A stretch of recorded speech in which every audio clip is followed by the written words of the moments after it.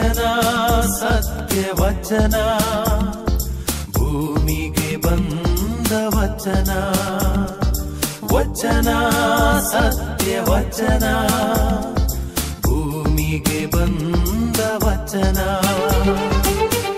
ಆದಿಯಲ್ಲಿ ಇದ್ದ ವಚನ ನಮ್ಮ ನೋಡ ಬಂದ ವಚನ ವಚನ ಸತ್ಯ ವಚನ ಭೂಮಿಗೆ ಬಂದ ವಚನ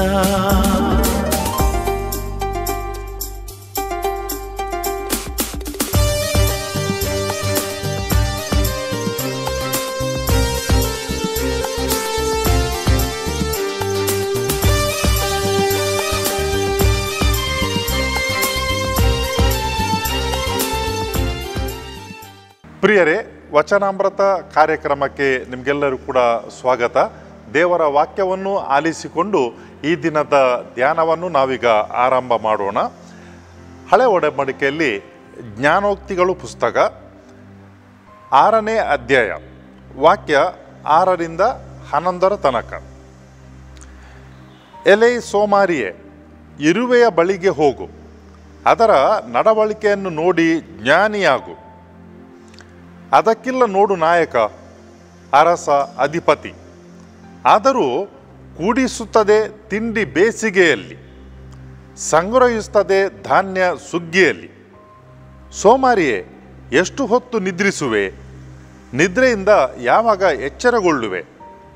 ಇನ್ನೂ ಸ್ವಲ್ಪ ನಿದ್ರೆ, ತುಸು ತೂಕಡಿಕೆ ಎನ್ನುವೆಯಾ? ಕೊಂಚವೇ ನಿದ್ರೆಗಾಗಿ ಕೈ ಮಡಚಿಕೊಳ್ಳುವೆ ಎನ್ನುವೆಯಾ? ಬಡತನ ನಿನ್ನ ಮೇಲೆರಗುವುದು ದಾರಿಗಳ್ಳನಂತೆ, ಅಭಾವ ನಿನ್ನ ಮೇಲೆ ಬೀಳುವುದು ಪಂಜುಗಳ್ಳನಂತೆ. ದೇವರ ವಾಕ್ಯವಿದು, ದೇವರಿಗೆ ಕೃತಜ್ಞತೆ ಸಲ್ಲಲಿ.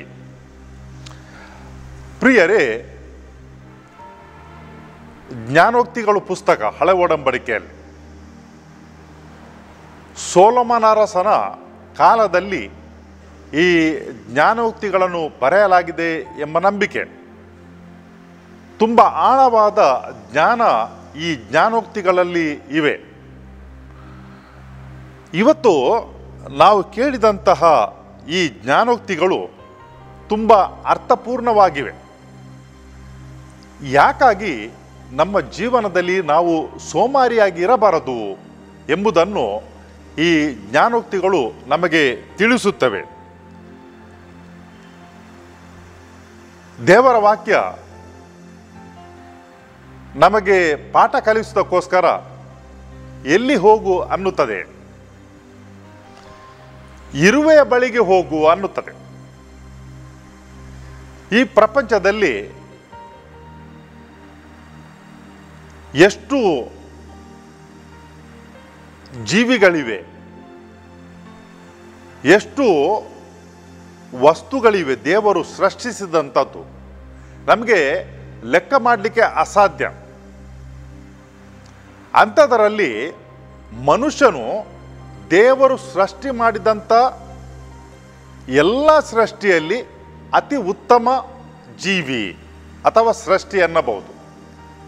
ಯಾಕಂತ ಹೇಳಿದರೆ ಮನುಷ್ಯನಿಗೆ ಬುದ್ಧಿಶಕ್ತಿ ಉಂಟು, ಜ್ಞಾನ ಉಂಟು, ಆಧ್ಯಾತ್ಮ ಉಂಟು. ಇವೆಲ್ಲವೂ ಕೂಡ ಸೃಷ್ಟಿಯಲ್ಲಿನ ಬೇರೆ ಯಾವುದೇ ಸೃಷ್ಟಿಯಲ್ಲಿ ನಾವು ಕಣ್ಣು ಹಾಯಿಸಿದರೆ ಇದು ನಮಗೆ ನೋಡಲಿಕ್ಕೆ ಸಿಗಲ್ಲ.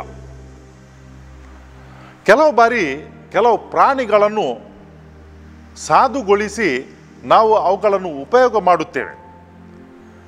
ನಮ್ಮ ಸಹವಾಸದಲ್ಲಿ ಜೀವಿಸುವಂತಹ ಪ್ರಾಣಿಗಳು ನಮ್ಮನ್ನು ಹೊಂದಿಕೊಳ್ಳುತ್ತವೆ ಮತ್ತು ನಮಗೆ ತುಂಬ ಸ್ನೇಹಿಗಳು ಕೂಡ ಆಗುತ್ತವೆ. ಉದಾಹರಣೆಗೆ ನಾಯಿಗಳು, ದನ, ಬೆಕ್ಕು ಇರಬಹುದು.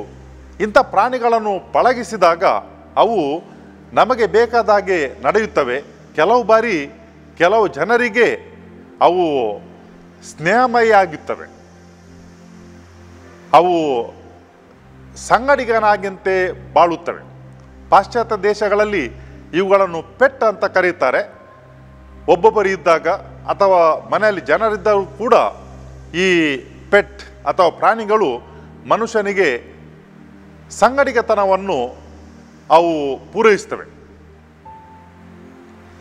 ಆದರೆ ಇರುವೆಯನ್ನು ನೋಡುವಾಗ ನಮಗೆ ಯಾರು ಕೂಡ ಇಷ್ಟ ಆಗಲ್ಲ. ಇರುವೆ ಮನೆಯಲ್ಲಿದ್ದರೆ ಏನು ಮಾಡ್ತೇವೆ ನಾವು? ಗುಡಿಸಿ ಹೊರಗೆ ಹಾಕ್ತೇವೆ. ಕೆಲವು ಬಾರಿ ಅವುಗಳ ಕಾಟ ಜಾಸ್ತಿ ಇದ್ದರೆ ಹಳೆ ಕಾಲದಲ್ಲಿ ನೋಡಿದ್ದೇನೆ, ಅವುಗಳನ್ನು ಸುಟ್ಟು ಹಾಕುವುದು ಕೂಡ ಇತ್ತು. ಯಾಕಂತ ಹೇಳಿದರೆ ಅವು ಬಿಲಗಳನ್ನು ಕೊರೆಯುತ್ತವೆ ಅಂತ ಹೇಳಿಕೊಂಡು. ದೇವರ ವಾಕ್ಯ ನಮಗೇನನ್ನು ಹೇಳ್ತದೆ? ಜೀವನದ ಪಾಠ ಕಲಿಬೇಕಿದ್ರೆ ಎಲ್ಲಿ ಹೋಗಬೇಕು? ಈ ಇರುವೆ ಹತ್ರ ಹೋಗ್ಬೇಕಂತ ದೇವರ ವಾಕ್ಯ ನಮಗೆ ತಿಳಿಸ್ತದೆ. ಈ ಪ್ರಪಂಚದಲ್ಲಿ ಅನೇಕ ಸೃಷ್ಟಿಸಿದಂತಹ ವಸ್ತುಗಳು, ಜೀವಿಗಳು ಇವೆ. ಅವುಗಳಲ್ಲಿ ಯಾವುದು ಕೂಡ ಕೆಟ್ಟದೆಂಬುದಿಲ್ಲ ಪ್ರಿಯರೇ. ನಾವು ನೋಡುವಂಥ ದೃಷ್ಟಿಯಿಂದ ಕೆಲವು ನಮಗೆ ಹಿತ ಅಂತ ಅನ್ನಿಸ್ಬೋದು, ಕೆಲವು ನಮಗೆ ಅಹಿತ ಅಥವಾ ನೋಡಲಿಕ್ಕೆ ಅಸಹ್ಯ ಅಂತ ಅನ್ನಿಸ್ಬೋದು. ಆದರೆ ಅವುಗಳಲ್ಲಿ ಯಾವುದಾದರೂ ಕೂಡ ದೇವರ ತಿಳುವಳಿಕೆ ಇಲ್ಲದೆ ಸೃಷ್ಟಿಸಿದ್ದು ಅಲ್ಲ, ಅಥವಾ ಸೃಷ್ಟಿಸಿದ್ದು ಇಲ್ಲ ಅಂತ ಹೇಳಲಿಕ್ಕೆ ಆಗುವುದಿಲ್ಲ ನಾವು. ಯಾಕಂತ ಹೇಳಿದ್ರೆ ಪ್ರತಿಯೊಂದು ಜೀವಿ, ಪ್ರತಿಯೊಂದು ವಸ್ತು ಕೂಡ ದೇವರು ತಮ್ಮ ಅತೀವ ಜಾಣ್ಮೆಯಿಂದ ಸೃಷ್ಟಿಸಿದ್ದಾರೆ. ಎಲ್ಲದಕ್ಕೆ ಕೂಡ ಒಂದು ಉದ್ದೇಶವುಂಟು. ನಮಗೆ ನೋಡಲಿಕ್ಕೆ ಅಸಹ್ಯ ಅನ್ನಿಸ್ಬೋದು, ಆದರೆ ಅವುಗಳಲ್ಲಿ ಕೂಡ ಕಲಿಬೇಕಾದದ್ದು ನಮಗೆ ತುಂಬ ಉಂಟು. ಇರುವೆಗಳಲ್ಲಿ ಯಾಕಾಗಿ ನಾವು ಹೋಗಬೇಕು? ನಾವು ದೇವರು ಸೃಷ್ಟಿ ಮಾಡಿದಂಥ ಸೃಷ್ಟಿಯಲ್ಲಿ ಅತಿ ಉನ್ನತ ಜೀವಿಗಳು. ಸೃಷ್ಟಿಯಲ್ಲಿ ಇರುವಂಥ ಈ ಚಿಕ್ಕ ಪುಟ್ಟ ಈ ಇರುವೆಯಿಂದ ನಾವೇನನ್ನು ಕಲಿಬೇಕು? ತುಂಬ ಉಂಟು ಪ್ರಿಯರೇ. ಅದೇ ದೇವರ ವಾಕ್ಯ ನಮಗೆ ಅದು ತೋರಿಸಿಕೊಡ್ತದೆ. ಈ ಇರುವೆಗಳನ್ನು ಬ್ಲೈಂಡ್ ಸೋಲ್ಜರ್ಸ್ ಅಂತ ಕರೆಯುತ್ತಾರೆ. ಅವುಗಳಿಗೆ ದೃಷ್ಟಿ ಇಲ್ಲ. ಆದರೂ ನೋಡಿ ಯಾವ ರೀತಿಯಾಗಿ ಸಾಲಾಗಿ ಅವು ಹೋಗುತ್ತವೆ. ನಾವು ಅವುಗಳ ಬಗ್ಗೆ ಸ್ವಲ್ಪ ತುಸು ಹೊತ್ತು ಯೋಚನೆ ಮಾಡಿ ನೋಡಿದರೆ ಎಂಥ ಒಂದು ವಿಸ್ಮಯ ಅವುಗಳಲ್ಲಿ ಕಾಣಬಹುದು. ಅವುಗಳಲ್ಲಿ ವಿಸ್ಮಯ ಕಾಣುವಾಗ ನಿಜವಾಗಿಯೂ ಆ ವಿಸ್ಮಯ ಅದು ಯಾರದಂತ ಹೇಳಿದರೆ ದೇವರದ್ದು. ಯಾಕಂತ ಹೇಳಿದ್ರೆ ಅವುಗಳನ್ನು ಸೃಷ್ಟಿ ಮಾಡಿದ್ದು ದೇವರು. ಈ ದೇವರ ವಾಕ್ಯ ಜ್ಞಾನೋಕ್ತಿಯಿಂದ ನಮ್ಗೆ ಏನನ್ನು ಹೇಳ್ತದೆ? ಅದಕ್ಕಿಲ್ಲ ನೋಡು ನಾಯಕ, ಅದಕ್ಕಿಲ್ಲ ನೋಡು ನಾಯಕ. ಈ ಇರುವೆಗಳಿಗೆ ನಾಯಕರೆಂಬುದಿಲ್ಲ. ನೋಡುವಾಗ ಕೆಲವು ಬಾರಿ ಕೆಲವು ಇರುವೆಗಳು ದೊಡ್ಡದಾಗಿ ಕಾಣ್ತವೆ. ಅವುಗಳಿಗೊಂದು ರಾಣಿ ಉಂಟು. ಆದರೆ ಆ ರಾಣಿ ಇರುವೆ ದಾರಿಕೊಂಡು ಹೋಗುವುದಿಲ್ಲ. ಆ ರಾಣಿ ಇರುವೆ ಅದು ಬಿಲದಲ್ಲಿ ಇರ್ತದೆ, ಗೂಡಿನಲ್ಲಿರ್ತದೆ. ಅದರ ಕೆಲಸ ಏನಂತ ಹೇಳಿದ್ರೆ ಮರಿ ಹಾಕೋದು ಅಷ್ಟೇ. ಉಳಿದೆಲ್ಲ ಕೆಲಸವನ್ನು ಯಾರು ಮಾಡ್ತಾರೆ? ಕೆಲಸಗಾರರು ಇರುವೆಗಳು ಮಾಡ್ತವೆ. ಅವುಗಳಿಗೆ ಕಾಣಿಸುವುದಿಲ್ಲ, ಆದರೆ ಎಷ್ಟೊಂದು ವ್ಯವಸ್ಥಿತವಾಗಿ ಅವು ನಡೆಯುತ್ತವೆ ಎಂಬುದನ್ನು ನಾವು ನೋಡ್ಬೋದು. ಮತ್ತೆ ನೋಡಿ ಏನು ಹೇಳ್ತದೆ ದೇವರ ವಾಕ್ಯ? ಅದಕ್ಕಿಲ್ಲ ಅರಸ ಮತ್ತೆ ಅಧಿಪತಿ, ಕಮಾಂಡ್ ಮಾಡುವವರು ಯಾರು ಕೂಡ ಇಲ್ಲ ಈ ಇರುವೆಗಳಿಗೆ. ಆದರೆ ಎಷ್ಟೊಂದು ಅಚ್ಚುಕಟ್ಟಾಗಿ ಅವು ನಡೆಯುತ್ತವೆ, ಎಷ್ಟೊಂದು ಅಚ್ಚುಕಟ್ಟಾಗಿ ಅವು ತಮ್ಮ ಜೀವನವನ್ನು ನಡೆಯುತ್ತದೆ ಎಂಬುದನ್ನು ನಾವು ಕಾಣಬಹುದು. ಕೂಡಿಸುತ್ತದೆ ತಿಂಡಿ ಬೇಸಿಗೆಯಲ್ಲಿ, ಸಂಗ್ರಹಿಸುತ್ತದೆ ಧಾನ್ಯ ಸುಗ್ಗಿಯಲ್ಲಿ. ನಮಗೆ ತಿಳಿದುಂಟು ಏನಂತ ಹೇಳಿದರೆ, ಯಾವಾಗ ಬೇಸಿಗೆಗಾಲ, ಯಾವಾಗ ಚಳಿಗಾಲ, ಯಾವಾಗ ಮಳೆಗಾಲ, ನಾವು ವರ್ಷವನ್ನು ವಿಂಗಡಣೆ ಮಾಡಿದ್ದೇವೆ ಬೇರೆ ಬೇರೆ ಕಾಲಗಳಲ್ಲಿ. ನಮಗೆ ತಿಳಿದುಂಟು ಯಾವ ಈ ಋತುಗಳಲ್ಲಿ, ಕಾಲಗಳಲ್ಲಿ, ಸೃಷ್ಟಿಯಲ್ಲಿ ಏನಾಗ್ತದೆ ನಮ್ಮ ಸುತ್ತಮುತ್ತ ಅಂತ ನಮಗೆ ತಿಳಿದುಂಟು. ಇರುವೆಗಳಿಗೆ ಅವುಗಳಿಗೆ ಕೂಡ ತಿಳಿದುಂಟು. ಅವೇನು ಮಾಡ್ತವೆ? ಬೇಸಿಗೆಗಾಲದಲ್ಲಿ ಸುಗ್ಗಿಯಲ್ಲಿ ಯಾವಾಗ ಕೊಯ್ಲು ನಡೀತದೆ ಆಗ ಬೇಕಾದಷ್ಟು ಧಾನ್ಯ ಆಹಾರ ಸಿಗ್ತದೆ. ಈ ಇರುವೆಗಳಿಗೆ ಯಾರು ಹೇಳಿಕೊಟ್ಟಿದ್ದಾರೆ? ಮಳೆಗಾಲದಲ್ಲಿ ಹೊರಗಡೆ ಏನು ಕೂಡ ತಿನ್ನಲಿಕ್ಕೆ ಸಿಗುವುದಿಲ್ಲ ಅಂತ ಹೇಳಿಕೊಂಡು. ಅದಕ್ಕಾಗಿ ಅವು ಏನು ಮಾಡ್ತವೆ ಅಂತ ಹೇಳಿದರೆ, ಬೇಸಿಗೆಯಲ್ಲಿ ಸುಗ್ಗಿಯಲ್ಲಿ ಯಾವಾಗ ಬೇಕಾದಷ್ಟು ಧಾನ್ಯ ಆಹಾರ ಸಿಗ್ತದೆ ಅವೇನು ಮಾಡ್ತವೆ? ಎಲ್ಲವನ್ನು ಆಗಲಿ ತಿಂದು ಮುಗಿಸುವುದಿಲ್ಲ. ಅವೇನು ಮಾಡ್ತವೆ ಅಂತ ಹೇಳಿದ್ರೆ ಎಷ್ಟು ಬೇಕೋ ಅಷ್ಟು ತಿಂತದೆ, ಉಳಿದನ್ನೆಲ್ಲ ಸಂಗ್ರಹ ಮಾಡಿಡ್ತದೆ. ಯಾಕಾಗಿ ಅಂತ ಹೇಳಿದರೆ ಯಾವಾಗ ಮಳೆಗಾಲದಲ್ಲಿ ಅಥವಾ ಚಳಿಗಾಲದಲ್ಲಿ ಏನು ತಿನ್ನಲಿಕ್ಕೆ ಸಿಗುವುದಿಲ್ವೋ ಅಂತಹ ಕಾಲಕ್ಕೆ ಬೇಕು ಅಂತ ಹೇಳಿಕೊಂಡು ಅವು ಹೋಗಿ ಸಂಗ್ರಹ ಮಾಡಿಡ್ತವೆ. ಯಾರಿಗಾಗಿ? ತಮಗಾಗಿ ಮಾತ್ರ ಅಲ್ಲ, ಅಲ್ಲಿ ಬಿಲದಲ್ಲಿ ಆ ಗೂಡಿನಲ್ಲಿ ಇರುವಂಥ ಎಲ್ಲ ಇರುವೆಗಳಿಗಾಗಿ ಅಂತ ಹೇಳಿದರೆ ಯಾವಾಗ ಅವು ಸಂಗ್ರಹ ಮಾಡ್ತವೆ ಆಗ ಇನ್ನೂ ಕೂಡ ಹುಟ್ಟದಂಥ ಮರಿಗಳು ಇರುವೆಗಳು ಇವೆ, ನಂತರ ಅವು ಹುಟ್ಟುತ್ತವೆ. ಅವುಗಳಿಗೋಸ್ಕರ ಈ ಇರುವೆಗಳು ಆಹಾರವನ್ನು ಕೊಂಡು ಹೋಗಿ ಸಂಗ್ರಹ ಮಾಡಿರ್ತವೆ. ಎಂಥ ಒಂದು ಬುದ್ಧಿಶಕ್ತಿ ಪ್ರಿಯರೇ! ಬುದ್ಧಿಶಕ್ತಿ ನಮಗೆ ಮಾತ್ರ ಅಲ್ಲ ಇರುವುದು, ತಿಳುವಳಿಕೆ ಇರುವುದು ನಮಗೆ ಮಾತ್ರ ಅಲ್ಲ, ಜಾಣ್ಮೆ ಇರುವುದು. ಈ ಒಂದು ಜಾಣ್ಮೆ ಇರುವೆಗಳಿಗೆ ನೋಡಿ ದೇವರು ಕೊಟ್ಟಿದ್ದಾರೆ. ಅವುಗಳಲ್ಲಿ ಕೂಡ ಉಂಟು. ಅವುಗಳಿಗೆ ರಾಜ ಎಂಬುದಿಲ್ಲ, ಅವುಗಳಿಗೆ ಈ ಅರಸನು ಎಂಬುದಿಲ್ಲ, ಮುಖಂಡನೆಂಬುದಿಲ್ಲ. ಆದರೂ ಕೂಡ ಅಚ್ಚುಕಟ್ಟಾಗಿ ವ್ಯವಸ್ಥಿತವಾಗಿ ಅವು ತಮ್ಮ ಜೀವನವನ್ನು ನಡೆಸುತ್ತವೆ. ಅವುಗಳಿಗೆ ಆಲಸ್ಯ ಎಂಬುದಿಲ್ಲ. ಇರುವೆಗಳು ಆಲಸ್ಯದಿಂದ ಇರುವುದಿಲ್ಲ. ಅವೇನು ಮಾಡ್ತವೆ ಅಂತ ಹೇಳಿದ್ರೆ ಯಾವಾಗಲೂ ಕೂಡ ಓಡ್ತಾ ಇರ್ತವೆ. ಒಂದು ಕಡೆಯಿಂದ ಇನ್ನೊಂದು ಕಡೆಗೆ ಆಹಾರವನ್ನು ಧಾನ್ಯಗಳನ್ನು ಕೊಂಡೋಗ್ತಲೇ ಇರ್ತವೆ. ಅವು ಸ್ವಲ್ಪ ಆಯಾಸ ಆಯಿತು ಅಂತ ಮಲಗಿ ಬಿಡುವುದಿಲ್ಲ. ಆದರೆ ಮನುಷ್ಯನಲ್ಲಿ ಇದು ಕಂಡು ಬರ್ತದೆ. ಅದಕ್ಕಾಗಿ ದೇವರ ವಾಕ್ಯ ಏನು ಹೇಳ್ತದೆ ಅಂತ ಹೇಳಿದ್ರೆ, ಆಲಸ್ಯನಾಗಿ ಸೋಮಾರಿಯಾಗಿ ಎಷ್ಟು ಹೊತ್ತು ನಿದ್ರಿಸುತ್ತಿರುವೆ ನೀನು, ಎಷ್ಟು ಹೊತ್ತು ನಿದ್ರಿಸುತ್ತಿರುವೆ, ನಿದ್ರೆಯಿಂದ ಯಾವಾಗ ಎಚ್ಚರಗೊಳ್ಳುವೆ? ಇನ್ನು ಸ್ವಲ್ಪ ನಿದ್ರೆ ತುಸು ತೂಕಡಿಕೆ ಎನ್ನುವೆಯಾ? ಏನಾಗ್ತದೆ ಹಾಗೆ ಮಾಡಿದರೆ? ಏನಾಗ್ತದೆ ಅಂತ ನೋಡಿ. ಕೊಂಚವೇ ನಿದ್ರೆಗೆ ಕೈ ಮಡಚಿಕೊಳ್ಳುವೆ ಎನ್ನುವೆಯ? ಬಡತನ ನಿನ್ನ ಮೇಲೆ ಮೇಲರಗುವುದು ದಾರಿಗಳ್ಳನಂತೆ, ಅಭಾವ ನಿನ್ನ ಮೇಲೆ ಬೀಳುವುದು ಪಂಜುಗಳ್ಳನಂತೆ. ಈಶಾನ್ಯ ಭಾರತದಲ್ಲಿ ಕೆಲಸ ಮಾಡುತ್ತಿರುವ ಒಬ್ಬ ಗುರುಗಳು ನಮಗೆ ಹೇಳ್ತಿದ್ದಾರೆ. ಏನಂತ ಹೇಳಿದರೆ, ಈಗ ಪರಿಸ್ಥಿತಿ ಬದಲಾಗಿರ್ಬೋದು, ಆದರೆ ಕೆಲವು ವರ್ಷಗಳ ಮುಂಚೆ ಹೇಳಿದಂಥ ಮಾತಿದು. ಒಂದು ವೇಳೆ ಅವರು ತಮ್ಮ ಊರಿನಿಂದ ಪಟ್ಟಣಕ್ಕೆ ಏನಾದರೂ ಖರೀದಿ ಮಾಡಲಿಕ್ಕೆ ಹೋಗಬೇಕಾಗಿದ್ದರೆ ಅವರು ಮನಸ್ಸು ಬಂದಾಗಿ ಎದ್ದು ಹೋಗಲಿಕ್ಕೆ ಆಗಲ್ಲ. ಅವರೇನು ಮಾಡಬೇಕಂತ ಹೇಳಿದ್ರೆ ಕಾಯಬೇಕು. ಯಾರಿಗೆ ಅಂತ ಹೇಳಿದರೆ, ಅವರಿಗೆ ಒಂದು ಪೊಲೀಸ್ ವಾಹನ ಮುಂದುಗಡೆಯಿಂದ ಹೋಗ್ತದೆ, ಇನ್ನೊಂದು ಪೊಲೀಸ್ ವಾಹನ ಹಿಂದುಗಡೆ ಇರ್ತದೆ. ಮಧ್ಯದಲ್ಲಿ ಯಾರಿರ್ತಾರೆ? ಮಧ್ಯದಲ್ಲಿ ಈ ದ್ವಿಚಕ್ರ ವಾಹನಗಳು, ಆಮೇಲೆ ಉಳಿದ ವಾಹನಗಳು, ದೊಡ್ಡವು ಮತ್ತು ಚಿಕ್ಕವು ಎಲ್ಲ ಕೂಡ ಒಟ್ಟಾಗಿ ಹೋಗಬೇಕು. ಅವರು ಎಷ್ಟು ಸ್ಪೀಡಾಗಿ ಜೋರಾಗಿ ಅವರು ಹೋಗ್ಬೋದು, ಅವರಲ್ಲಿರುವಂಥ ಚಿಕ್ಕ ವಾಹನ ಎಷ್ಟು ಸ್ಪೀಡಾಗಿ ಹೋಗ್ತದೋ ಅಷ್ಟೇ ಸ್ಪೀಡಾಗಿ ಉಳಿದವರು ಕೂಡ ಹೋಗಬೇಕು. ಯಾರು ಕೂಡ ನನಗೆ ಅವಸರ ಆಗ್ತದಂತ ಅವರು ಜೋರಾಗಿ ಹೋಗಲಿಕ್ಕೆ ಆಗಲ್ಲ. ಕಾರಣ ಏನು? ಕಾರಣ ಇಷ್ಟೇ, ಅವರು ತಮ್ಮ ಅನುಭವದಿಂದ ಕಲಿತಿದ್ದಾರೆ. ಯಾರಾದರೂ ಒಬ್ಬರು ಅಥವಾ ಇಬ್ಬರು ಅವಸರದಿಂದ ಹೋದರೆ ದಾರಿಯಲ್ಲಿ ದಾರಿಗಳ್ಳರು ಅವರನ್ನು ನಿಲ್ಲಿಸುತ್ತಾರೆ, ಅವರಿಂದ ಎಲ್ಲವನ್ನು ದೋಚಿಕೊಳ್ಳುತ್ತಾರೆ. ಅದಕ್ಕಾಗಿ ಈ ಒಂದು ವ್ಯವಸ್ಥೆ ಏನಂತ ಹೇಳಿದರೆ, ಎಲ್ಲರೂ ಜೊತೆಯಾಗಿ ಹೋಗುವುದು. ಎಲ್ಲರೂ ಜೊತೆಯಾಗಿ ಹೋಗುವಾಗ ಯಾರು ಕೂಡ ಬಂದು ಅವರನ್ನು ಸುಲಿಗೆ ಮಾಡಲಿಕ್ಕೆ ಆಗಲ್ಲ.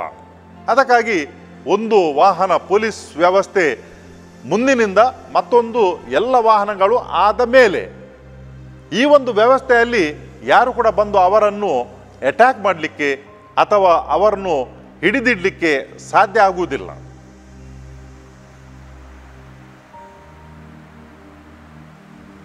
ಈ ದೇವರ ವಾಕ್ಯ ಜ್ಞಾನೋಕ್ತಿ ನಮಗೆ ಹೇಗೆ ಹೇಳ್ತದಂತ ಹೇಳಿದ್ರೆ,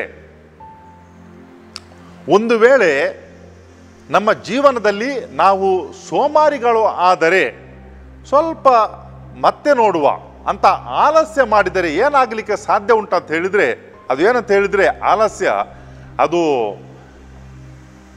ಕೆಟ್ಟ ಶಕ್ತಿ, ದುಷ್ಟ ಶಕ್ತಿ, ಅದು ಸೈತಾನ. ಸೈತಾನ್ ಏನು ಮಾಡ್ತಾನೆ ಅಂತ ಹೇಳಿದರೆ, ಇನ್ನು ಸ್ವಲ್ಪ ನೀನು ವಿರಾಮ ಮಾಡು, ಅವಸರ ಇಲ್ಲ. ಆಲಸ್ಯ ತರ್ತದೆ, ಅದನ್ನು ನಮ್ಮ ಒಳಗೆ ಆಲಸ್ಯ ತರ್ತದೆ. ಯಾವಾಗ ಆಲಸ್ಯ ನಮಗೆ ತಿಳಿದೋ ತಿಳಿಯದೆಯೋ ನಮ್ಮ ಒಳಗೆ ಬರ್ತದೋ ಆಗ ನಾವು ಸೈತಾನನ ಈ ಮುಷ್ಟಿಯಲ್ಲಿ ನಾವು ಹೋಗಿಬಿಡ್ತೇವೆ. ಅದಕ್ಕಾಗಿ ಆಲಸ್ಯ ಎಂಬುದು ಇದು ದೇವರ ಪುಸ್ತಕದ ಮಾತಲ್ಲ, ಇದು ಸೈತಾನನ ಒಂದು ಕುಚೋದ್ಯತನ. ನಮ್ಮನ್ನು ಯಾವ ರೀತಿ ದೇವರಿಂದ ದೂರಕ್ಕೆ ಕೊಂಡೋಗಬೇಕು ಎಂಬುದನ್ನು ಬಳಸುವಂತಹ ವಿವಿಧ ವಿಧಾನಗಳಲ್ಲಿ ಇದು ಕೂಡ ಒಂದು. ಈ ಆಲಸ್ಯ, ತೂಕಡಿಸುವಿಕೆ ಇವೆಲ್ಲವುಗಳು. ಅದಕ್ಕಾಗಿ ಈ ಪುಸ್ತಕದಿಂದ ಜ್ಞಾನೋಕ್ತಿ ಏನು ಹೇಳ್ತದೆ ಅಂತ ಹೇಳಿದರೆ, ಸ್ವಲ್ಪ ಹೊತ್ತು ನಾನು ವಿರಾಮ ಮಾಡ್ತೇನೆ, ನಿದ್ರಿಸುತ್ತೇನೆ, ತೂಕಡಿಸುತ್ತೇನೆ ಅಂತ ಹೇಳಿಕೊಂಡು ನಾವು ಸಮಯವನ್ನು ವ್ಯರ್ಥ ಮಾಡಿದರೆ ನಾವು ಅನ್ನಿಸದ ರೀತಿಯಲ್ಲಿ ಬಡತನ ನಮ್ಮ ಮೇಲೆ ಎರಗಿ ಬೀಳ್ತದೆ. ಯಾವ ರೀತಿ ರಸ್ತೆಯಲ್ಲಿ ಹೋಗುತ್ತಿರುವಂಥ ಮನುಷ್ಯರನ್ನು ಈ ದಾರಿಗಳ್ಳರು ಅಡ್ಡಗಟ್ಟಿ ಅವರನ್ನು ದೋಚುತ್ತಾರೋ, ತಿಳಿಯದ ರೀತಿಯಲ್ಲಿ ಬರ್ತಾರೋ, ಅದೇ ಪ್ರಕಾರ ಬಡತನ ಕೂಡ ಒಂದೇ ಸವನೆ ನಮ್ಮ ಮೇಲೆ ಬಂದು ಬಿಡ್ತದೆ ಮತ್ತು ನಮ್ಮನ್ನು ದಾರಿಗೆ ತಳ್ಳುತ್ತದೆ. ಅಭಾವ ಏನು ಮಾಡ್ತದೆ ಅಂತ ಹೇಳಿದರೆ ನಮ್ಮ ಮೇಲೆ ಪಂಜಿನಂತೆ ಬಂದು ಬೀಳ್ತದೆ, ಪಂಜುಗಳಂತೆ ಒಂದರ ನಂತರ ಇನ್ನೊಂದು. ಅದರಿಂದ ತಪ್ಪಿಸಿಕೊಳ್ಳುವುದು ಹೇಗೆ? ಸಾಧ್ಯ ಇಲ್ಲ. ಒಂದನ್ನು ತಪ್ಪಿಸಿಕೊಳ್ಳಿ ಹೋಗಿದ್ರೆ ಇನ್ನೊಂದು ದಿಕ್ಕಿನಿಂದ ಇನ್ನೊಂದು ಪಂಜು ಬಂದು ಬೀಳ್ತದೆ, ಮತ್ತೆ ಕೊನೆಗೆ ಸುಟ್ಟು ಕರಕಲಾಗ್ತೇವೆ. ಅದಕ್ಕಾಗಿ ಈ ದೇವರ ವಾಕ್ಯ ನಮಗೇನು ತಿಳಿಸ್ತದೆ ಅಂತ ಹೇಳಿದರೆ, ಈ ಪ್ರಪಂಚದಲ್ಲಿ, ಈ ಸೃಷ್ಟಿಯಲ್ಲಿ ಕನಿಷ್ಠ ಅಂತ ನಾವು ಏನನ್ನು ಭಾವಿಸ್ತೇವೆ, ಇರುವೆ, ಆ ಇರುವೆಯಿಂದ ನಾವು ಪಾಠವನ್ನು ಕಲಿಬೇಕು. ಯಾವತ್ತೂ ಕೂಡ ಎಚ್ಚೆತ್ತಿರಬೇಕು, ಯಾವತ್ತೂ ಕೂಡ ನಾವು ಸಿದ್ಧರಾಗಿರಬೇಕು. ಇದು ಎರಡು ರೀತಿಯಲ್ಲಿ ಪ್ರಿಯರೇ. ಒಂದು, ನಮ್ಮ ಲೌಕಿಕ ಜೀವನದಲ್ಲಿ ಕೂಡ ನಾವು ಸದಾ ಎಚ್ಚೆತ್ತುಕೊಂಡಿರಬೇಕು. ನಾವು ಆಲಸ್ಯದಿಂದ ಮತ್ತೆ ನೋಡುವ ಅಂತ ಹೇಳಿದರೆ ನಾವು ಖಂಡಿತವಾಗಿಯೂ ಈ ಸೈತಾನನ ಪ್ರಭಾವದಲ್ಲಿ ಇದ್ದೇವೆ ಎಂಬ ಅರ್ಥ. ಕೆಲವರು ಇದ್ದಾರೆ, ಏನಂತ ಹೇಳಿದರೆ ಕೊನೆಯ ಗಳಿಗೆಯಲ್ಲಿ ಎಚ್ಚೆತ್ತುಕೊಳ್ಳುವವರು, ತಿಳಿದಿದ್ದರೂ ಕೂಡ ಕೊನೆಯ ಗಳಿಗೆ ತನಕ ಕಾಯುವುದು. ಆ ಕೊನೆಯ ಗಳಿಗೆಯಲ್ಲಿ ನಾವು ಆರೋಗ್ಯವಂತರಾಗಿರುತ್ತೇವೆ, ಹಾಗೂ ನಮಗೆ ಬೇಕಾದಂಥ ವಸ್ತುಗಳು ನಮಗೆ ಸಿಗುತ್ತವೆ, ನಮಗೆ ಬೇಕಾದಂಥ ವ್ಯಕ್ತಿಗಳು ನಮಗೆ ಲಭ್ಯರಿರ್ತವೆ ಅಂತ ಹೇಗೆ ಗೊತ್ತು? ಈ ಕೊನೆಯ ಕ್ಷಣಕ್ಕೆ ದೂಡಿದಂಥ ಈ ಕಾರ್ಯಕ್ರಮಗಳು ಯಾವಾಗಲೂ ಕೂಡ ಹೀಗೇನೆ ಹಾಳುಗೆಡಹಿ ಹೋಗ್ತವೆ. ಯಾಕಂತ ಹೇಳಿದರೆ ನಾವು ಸಿದ್ಧರಾಗಿರುವುದಿಲ್ಲ. ಅದೇ ಪ್ರಕಾರ ನಮ್ಮ ಲೌಕಿಕ ಜೀವನದಲ್ಲಿರ್ಬೋದು ಅಥವಾ ಆಧ್ಯಾತ್ಮಿಕ ಜೀವನದಲ್ಲಿರ್ಬೋದು, ನಾವು ಯಾವತ್ತೂ ಕೂಡ ಸಿದ್ಧರಾಗಿರಬೇಕು, ನಾವು ಎಚ್ಚೆತ್ತುಕೊಂಡು ಇರಬೇಕು. ಆಗ ಮಾತ್ರ ನಮಗೆ ಸಾಧ್ಯ, ನಾವು ಸದಾ ಈ ಕೆಡುಕನ್ನು ಎದುರಿಸಲಿಕ್ಕೆ ನಮಗೆ ಸಾಧ್ಯ ಆಗ್ತದೆ ಮತ್ತು ನಾವು ಅದರ ಮೇಲೆ ಜಯವನ್ನು ಸಾಧಿಸಬಹುದು.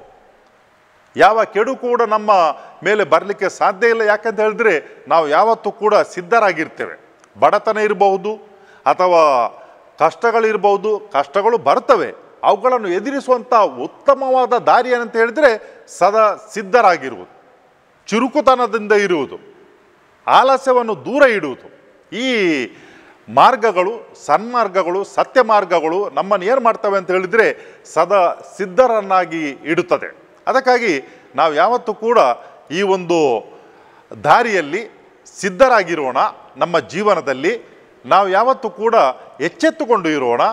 ಯಾವತ್ತೂ ಕೂಡ ನಾವು ಈ ಒಂದೇ ಸವನೆ ಕೆಟ್ಟ ಶಕ್ತಿಗಳಿಗೆ ಬಲಿಯಾಗುವುದು ಬೇಡ. ಇದಕ್ಕಾಗಿ ದೇವರಲ್ಲಿ ನಾವು ಪ್ರಾರ್ಥಿಸುವ, ಕರ್ತರಾದ ದೇವರೇ, ಇವತ್ತಿನ ಜ್ಞಾನೋಕ್ತಿ ಪುಸ್ತಕದಿಂದ ಕೇಳಿದಂಥ ವಾಚನ ನಮಗೆ ಖಂಡಿತವಾಗಿಯೂ ನಮ್ಮ ಮನಸ್ಸಿಗೆ, ನಮಗೆ ಅದು ದಾರಿದೀಪವಾಗಿದೆ. ಈ ವಾಕ್ಯದಲ್ಲಿ ತಿಳಿದಂಥ ಪ್ರಕಾರ ನಾವು ಸದಾ ಸಿದ್ಧರಾಗಿರಲು, ನಾವು ಎಚ್ಚೆತ್ತುಕೊಂಡು ಇರಲು, ನಿಮ್ಮ ವಾಕ್ಯವನ್ನು ಆಲಿಸಿ ಧ್ಯಾನಿಸಿಕೊಂಡು ನಾವು ಆ ಪ್ರಕಾರ ನಡೆಯಲು ಬೇಕಾದಂಥ ಆ ಆಶೀರ್ವಾದಗಳು ನೀಡಿರಿ. ಈ ಕಾರ್ಯಕ್ರಮದಲ್ಲಿ ಪಾಲ್ಗೊಳ್ಳುತ್ತಿರುವಂಥ ಪ್ರತಿಯೊಬ್ಬರ ಮೇಲೆ ನಿಮ್ಮ ಅನಂತ ಆಶೀರ್ವಾದಗಳನ್ನು ನೀಡಿರಿ. ಅವರಿಗೆ ಆರೋಗ್ಯವನ್ನು, ನೆಮ್ಮದಿಯನ್ನು ನೀಡಿರೆಂದು ನಿಮ್ಮನ್ನು ಪ್ರಾರ್ಥಿಸುತ್ತೇವೆ. ಆಮೇನ್.